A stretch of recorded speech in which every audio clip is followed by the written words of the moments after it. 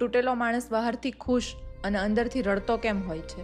કારણ કે બિચારાકનું આ દુનિયાની અંદર કોઈ સાંભળતું ન હોય. એનો પરિવાર, એના મિત્રો, જ્યાં નોકરી કરતો હોય ત્યાં એના જે કલીગ હોય એ બધા કોઈ સમજતું ન હોય ને સાંભળતું ન હોય. એટલે એક તો બિચારો બધાને કહીને થાકી ગયો હોય એટલે પહેલાં તો તૂટી ગયો હોય. અને માણસ છે ને જ્યારે પરિવાર અને એના મિત્રો એનું જ્યારે ન સાંભળે ને ત્યારે જ તે અંદરથી તૂટે છે. અને જ્યારે એ તૂટી જાય ને પછી જો એ બહારથી પણ દુઃખી દેખાશે ને તો આ દુનિયા એને વેચી નાખશે.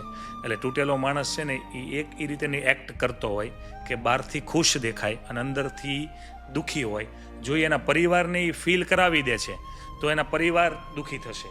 એટલે તૂટેલો વ્યક્તિ હોય ને એની અંદર એક ભગવાને શક્તિ આપી હોય કે ખુશ થવાના નાટક કરતો હોય, બાકી એ ખુશ હોય નહીં. અને જો દુનિયાને ખબર પડી જાય કે આ તૂટેલો છે ને આ દુઃખી છે તો એને લારીમાં નાખીને વેચી આવે. એટલે બિચારાકને કોઈ જગ્યાએ કાંઈ રસ્તો દેખાતો ન હોય ને એટલે બહારથી ખુશ રહે તો એનું પરિવાર એને જોઈને ખુશ રહે એટલા માટે.